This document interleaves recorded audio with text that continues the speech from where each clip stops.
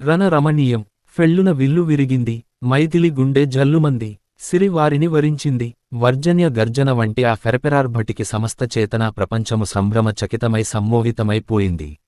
భూధరాలు బ్రద్దలయ్యే వేళవలె భువన భవనం దద్దరిల్లిపోయింది. ఆ వార ధనుర్భంగ ధ్వని ధర్ములకు అభయదమై, అధర్ములకు భయదమై మనోహరంగానూ, ప్రాణవారంగానూ కూడా వినిపించింది. దశ దిశాంతాలను సోకి ప్రతిధ్వనించింది. దూరాన హిమవత్పర్వతసీమలో తపోనిష్టలో ఉన్న భార్గవరాముడికి అది హెచ్చరిక అయి వినిపించింది. ధర్మ ప్రతిష్టాపనలో ఆధర్మ క్షాత్ర సంహారకుడు భృగుకులతిలకుడి భూమికను క్షాత్ర ధర్మ సంతారకుడు రఘుకులతిలకుడు స్వీకరించే మహత్తర పన్నివేశానికి నేపథ్య గీతమై భాసించింది. భార్గవుడు ఆ ధ్వని విని ముహూర్తకాలంపాటు భృకుటి ముడిచాడు సాలోచనగా. మిథిలాదిపుడి సభలోనే దగ్గరగా ఉన్న బ్రహ్మర్తి విశ్వామిత్రుడికి అది విజయభేరిగా వినిపించింది.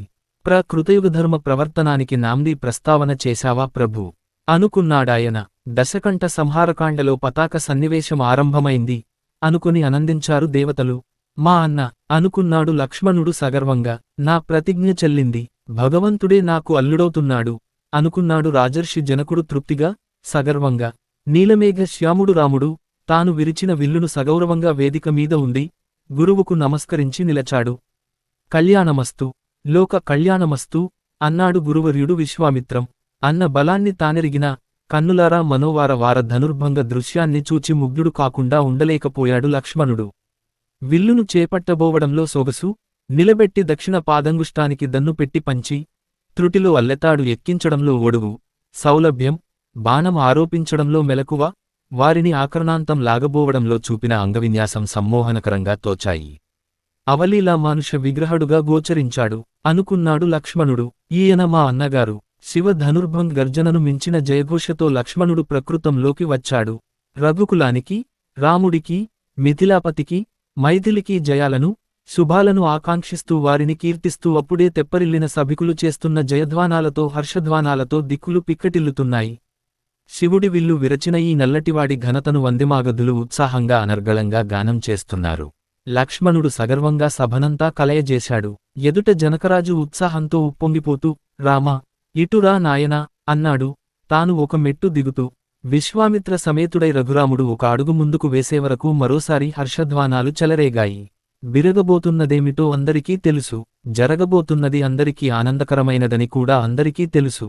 మనసులో పదే పదే అనుకుంటున్న ఆ మంచి మాట అనవలసిన మనిషి నోట రాగా చెవులారా వినాలని అంతా చంద్రుడి కోసం చాతకపక్షులలో ఎదురుచూస్తున్నారు. జనక మహర్షి అంజలి ఘటించాడు. పూజ్య విశ్వామిత్ర మహర్షి, మీ శిష్యుడు వా అనుంగు మిత్రుని పుత్రుడు అయిన ఈ దశరథరాముని పరాక్రమాన్ని కన్నులారా చూరి ఆనందించాను. అసంభవము, ఆసాధ్యము అనుకున్న ఈ రుద్రధనుర్భంగం మేము ఊహించనంత అద్భుతంగా జరిగింది. నాకు బహిప్రాణమైన సీతను వీరశుల్క ప్రతిఫలంగా ఇవ్వ సంకల్పించాను. ఇప్పుడు ఈ విధంగా దాశరథిని భర్తగా పొందుతున్న మా జానకి విదేహవంశానికే కీర్తి ప్రతిష్ఠలు సమకూర్చుతున్నది. ఓ మహర్షి, ఈ పురుషోత్తముడు రామచంద్రుడికి నేను నా కుమార్తె సుగుణాలపేటి సీతావధూటిని కన్యాదానం చేయ సంకల్పించాను అంటూ జానకిని దగ్గరకు తీసుకుని బెలకలశం అందుకోబోయాడు జనకమహారాజు.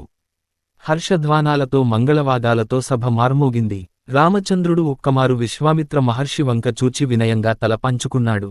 మా తండ్రిగారి అనుమతి లేనిదే పాణిగ్రహణం సంభావ్యం కాదు గదా అన్నాయి రాముడి చూపులు. కానాను. ఈ ఆనందోద్వేగ సమయంలో కూడా ఎంతటి స్థిమితమయ్యా నీకు.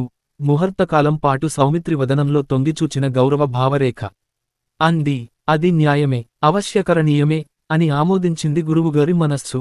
పరేంగీతజ్ఞులైన ప్రభువు జనకరాజర్షికి రామవారుదయం అవగతమైంది. జనకసుత సీత కూడా ఈ ధర్మాన్ని గ్రహించిందని, ఆమె చెంపల కెంపుల వెలుగులోనే అధరాగ్రాన లీలగా గోచరించి మాయమైన మందహాస రేఖను చూచి రాముడు అవలీలగా గ్రహించాడు. సభలో హర్షధ్వానాలు స్థిమితపడేవరకు ఈ కర్తవ్య విధాన నిర్ణయాలు జరిగిపోయాయి.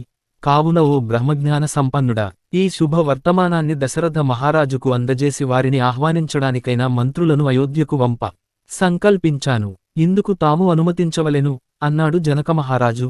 జనక వృపతి పురోహితుడు శతానందుడు దారి చూపగా విశ్వామిత్రుడు, రామచంద్రుడు ఆ వెనుక సౌమిత్రి విడిదికి బయలుదేరాడు. ఈసారి దారి వేరు. తాము మిథిలానగరం వచ్చిన వేళ జనకమహారాజ యాగశాలలో ఉన్నాడు. ఆహోతులతో నగరం కోలాహలంగా ఉంది. రథాలతో వీధులన్నీ నిండి ఉన్నాయి. మహర్షి, మనకు ప్రశాంతమైన స్థలంలో నివాసాన్ని చూడండి అని రాముడు కోరాడు. విశ్వామిత్రుడు చూపిన బసలో విడిది చేసిన వేళ శివధనుస్సును చూడవచ్చిన మరిద్దరు రాకుమారులు. ఆ నల్లనివాడే విల్లు విరిచిన రాముడట అంటున్నారు ఎవరో. వాళ్ళు మొత్తం నలుగురన్నదమ్ములు. రాముడి వెంట ఉన్న తేజోవంతుడే. వందిమాగధుల స్తుతిపాఠాలు ఇవాళ శృతిమధురంగా అతి సహజంగా వినిపించాయి సుమి. దాదాపు అతిశయోక్తులు దొరకక అవస్థ పడ్డారట. ఎంత చెప్పినా వాళ్లకే తృప్తి లేదనుకున్నారు ఇందాక. విశ్వామిత్ర మహర్షి వీళ్లను వెంట బెట్టుకు వచ్చాడు. ధనుర్వేదం అంతా ఉపదేశించాడట. అయ్యా వందిగారు, ఇందాక మీదు గౌవం చేసినప్పుడు రాముడి పేరుతో ప్రాసవేసిన మిగతా 3 మాటలు ఏమిటండి? యాస్టరిస్కలా వెళ్ళనయ్యా, వెళ్ళి ఆయన ఎదుట నిలబడు. మాటలు వాటంతట అవే వస్తాయి. ధారాళమైన కవితాశక్తి అబ్బుతుంది. శతానందుల వారి తల్లి అహల్యాదేవికి శావ విముక్తి ప్రసాదించిన రామపాదాలు అవే. నమస్కరించు నాయన, నమస్కరించు. ఈ మాట విన్నప్పుడు రామపాదాల మహిమ వల్ల సంభవించిన ఒక రమణీయ సన్నివేశం లక్ష్మణుడి మనస్సులో మెరిసింది. అహల్య గౌతమ మహర్షుల వద్ద సెలవు తీసుకుని మిథిలకు ప్రయాణం కొనసాగిస్తూ ఉండగా గంగానది తీరాన తామంతా విశ్రమించారు.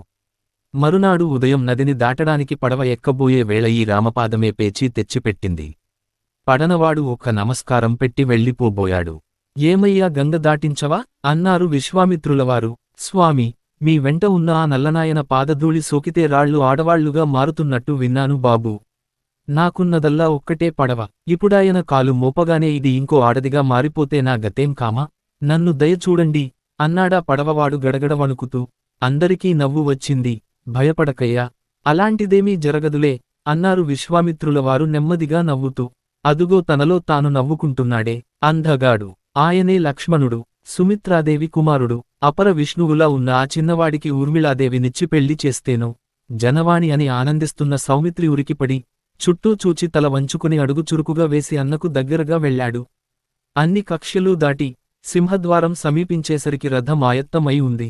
అక్కడ రామదర్శనం కోసం వేచి ఉన్న వేలాది జనులు జయధ్వానాలు చేశారు. రాముడు అందరికీ నమస్కరించి రథం ఎక్కాడు. దశరథ మహారాజుకు జనకుడి శుభవర్తమానం అందజేయబోయిన దూతలు 3 నగర్చు హఠాహటిగా ప్రయాణం చేసి అయోధ్య చేరుకున్నారు. చేరిన వెంటనే రాజదర్శనం సంపాదించారు. తేజస్వి అయిన చక్రవర్తిని చూచి అంజలి ఘటించి తమను పరిచయం చేసుకున్నారు.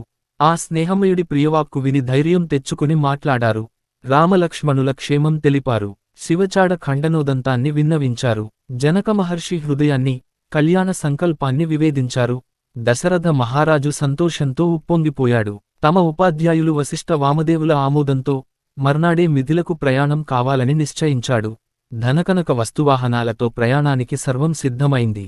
వశిష్ఠుడు, వుడు, జాబాలి, కాశ్యపుడు, దీర్ఘాయుష్మంతుడు మార్కండేయుడు, కాత్యాయనుడు మొదలగువారు ముందు నడువగా దశరథ మహారాజు భరత శత్రుఘ్నులతో, భార్యలతో, ఇతర బంధుమిత్రులతో 4 పగళ్లు ప్రయాణం చేసి మిథిలాపురి చేరుకున్నాడు. ఈ సప్తాహాలు రామలక్ష్మణులు పుణ్యకథా శ్రవణంతో శృతకథా పునశ్చరణంతో కాలక్షేపం చేశారు. విశ్వామిత్రుడి వెంట నిత్యమూ యాగశాలకు వెళ్లి అక్కడికి వచ్చిన ఋషులను దర్శించి సర్దోష్టి నెరపారు. విడిదిలో ఉన్నప్పుడు సిద్ధాశ్రమం నుండి తాము మిథలకు సాగించిన ప్రయాణంలో రాత్రివేళ విశ్వామిత్ర మహర్షి చెప్పిన గాథలను, కుశ వంశీయుల కథ, గంగావతరణం, కుమార సంభవం, సాగరచరితం, సముద్ర మథనం మొదలైన వాటిని చర్చించి లోకవృత్తాన్ని ఆకళింపు చేసుకున్నారు. దానవులను సంహరించి సాధుజనులను సంరక్షించడానికి శ్రీ మహావిష్ణువు ఎత్తిన అవతారాల కథలు చెప్పుకొన్నారు.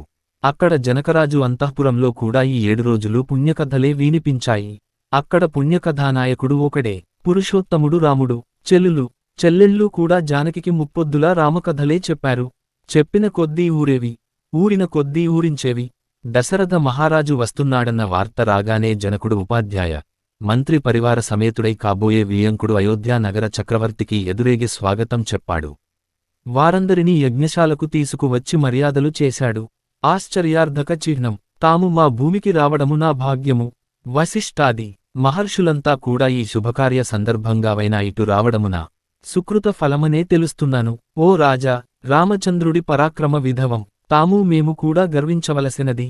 రఘువంశము వారితో ఈ విధంగా మేము వియ్యమాడుతున్నందువల్ల మా వంశప్రతిష్ఠ ఇనుమడిస్తున్నది.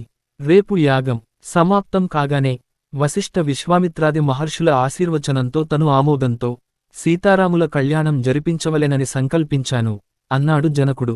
దశరథుడు మహదానందహాసం చేశారు. రాజర్షి, ఇవుడు దాతలు తాము, అందువల్ల దానము మీ సంకల్పం ప్రకారం ఉంటుంది.